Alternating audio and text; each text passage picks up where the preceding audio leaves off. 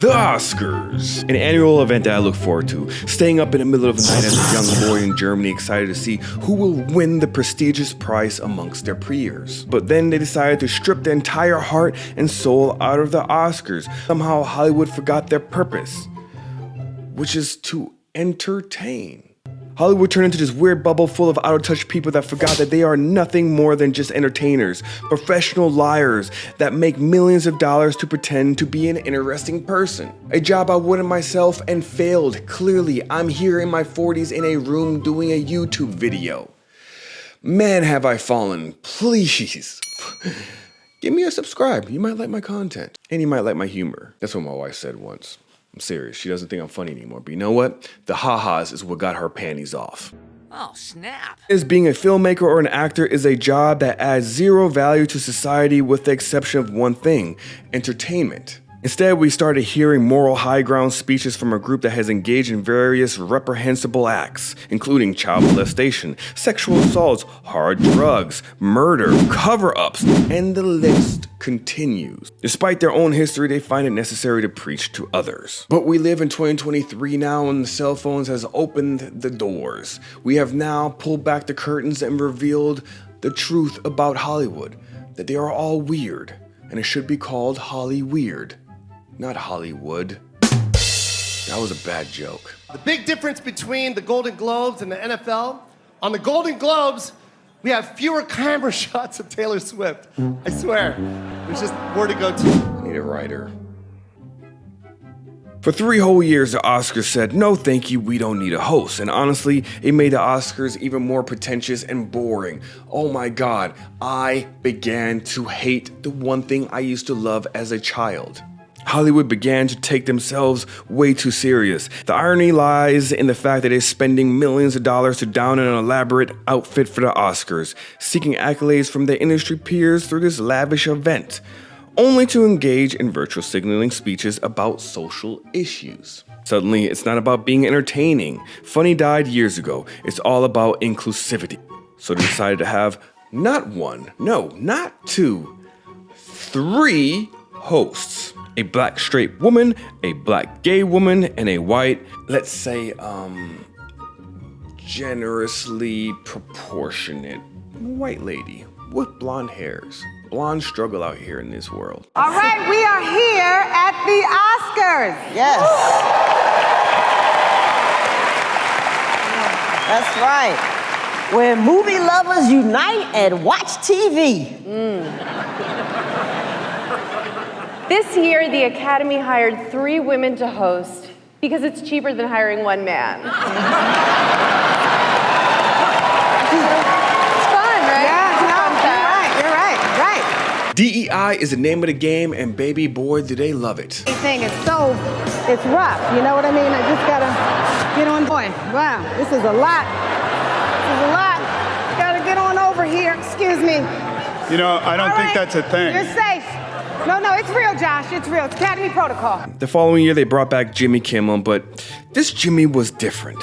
He was thinner, and he became a libtard. The Jimmy that I knew and praised as a comedian lost his smile the minute Donald Trump won the election and walked down the escalator.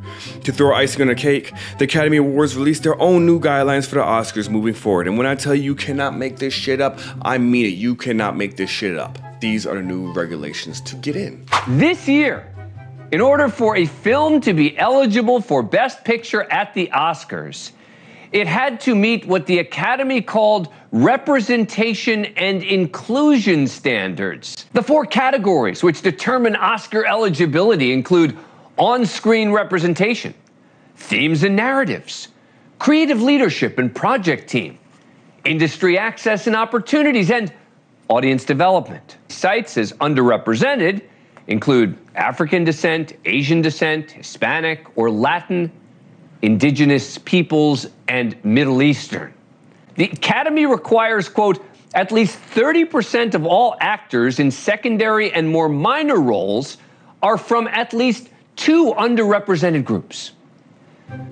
Do these biracials fit in this category? Just saying, I am available. I feel like we're not represented at all. We always get put into black category or the Hispanic category, depending what type of hair texture you have. I'm not kidding, I'm serious. With all that being said, the nominations have been released for the 96th Oscar. But there's one particular headline that captured my attention. That's right, Barbie.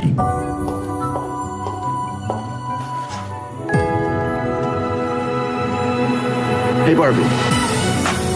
Barbie got nominated. Crap, I realized the blue light was off. I'm not reshooting all this shit, guys. Barbie got a whopping 8 nominations. Best Picture, Best Supporting Actress America Ferrera, Best Supporting Actor Ryan Gosling, Adapted Screenplay, Original Song, Costume Design, Production Design, and I believe Best Music. That's a lot to get nominated for. One might expect a film that's derived from a toy which consistently weaves feminist and political themes into the narrative of the movie, occasionally featuring questionable acting and writing, would express gratitude for the 8 Oscar nominations. In fact, you would think that the entire crew and cast would celebrate this milestone. A mediocre movie that made $1.5 billion worldwide due to its IP was able to campaign to get nominated and succeeded. The industry dominated by men who see profit over anything. It's not about the art, it's about how much money you can make from me, and Barbie made a lot.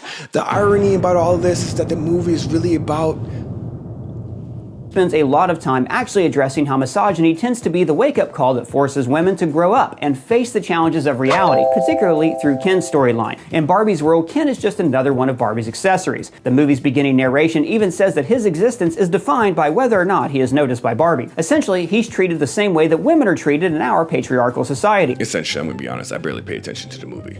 What we know is that this movie was a massive hit called the Barbenheimer. You would go watch Oppenheimer and then you would go and watch Barbie.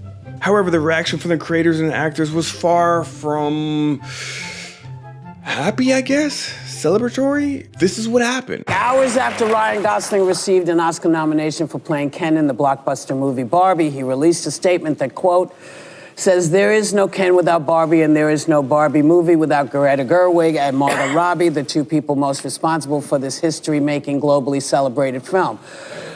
No recognition would be possible for anyone on the film without their talent, grit, and their genius. To say that I'm disappointed that they are not nominated in their respective categories would be an understatement." Do a lot of people feel that way? Yes. Good for Ryan. This is allyship. He's Canadian. Man, and I really like Ryan Gosling, but my guy, you are acting like a straight up beta male. Most of these dudes out here are rolling with lames. You should celebrate the fact that you actually got nominated in a piece of crap movie, which is my personal opinion. I like Ryan Gosling. I think he's an amazing actor. He's got that nice chiseled jaw, that beautiful face, the 6-pack, this amazing body. I don't know why I turn gay when I talk about Ryan Gosling, but I can promise you, I'm pretty straight, unless it's Ryan Gosling. The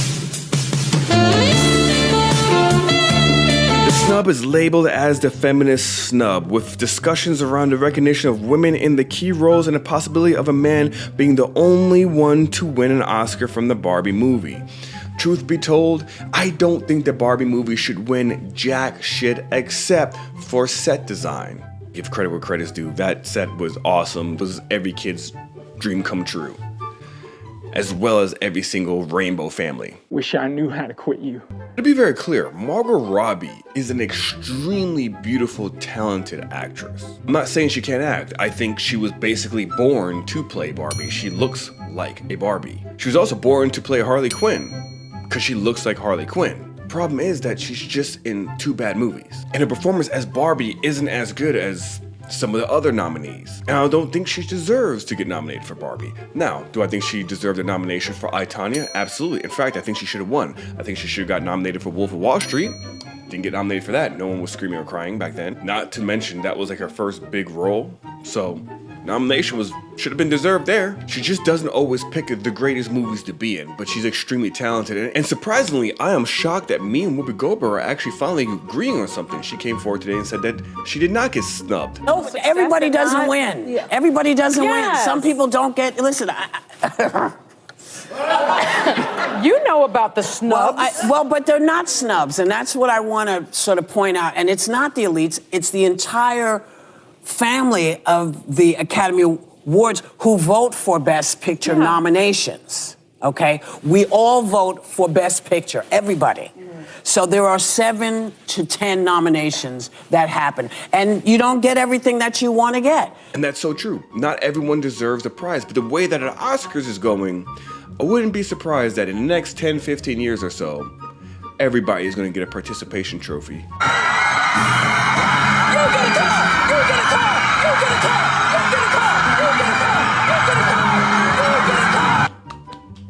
This seemed to be more of a pity nomination, or just like we have to nominate Barbie for something because it was such a blockbuster hit in 2023. What's your guys' thoughts? You let me know. Also, I'm gonna be working on my name. I don't know what I'm gonna call myself yet because apparently half-breed is a derogatory term according to every single poll that I do on Twitter or on YouTube or just amongst my friends. So I gotta change my name, and I'm still very early on this journey.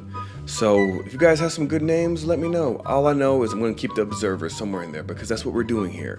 We're observing the reality of the world and how badly we are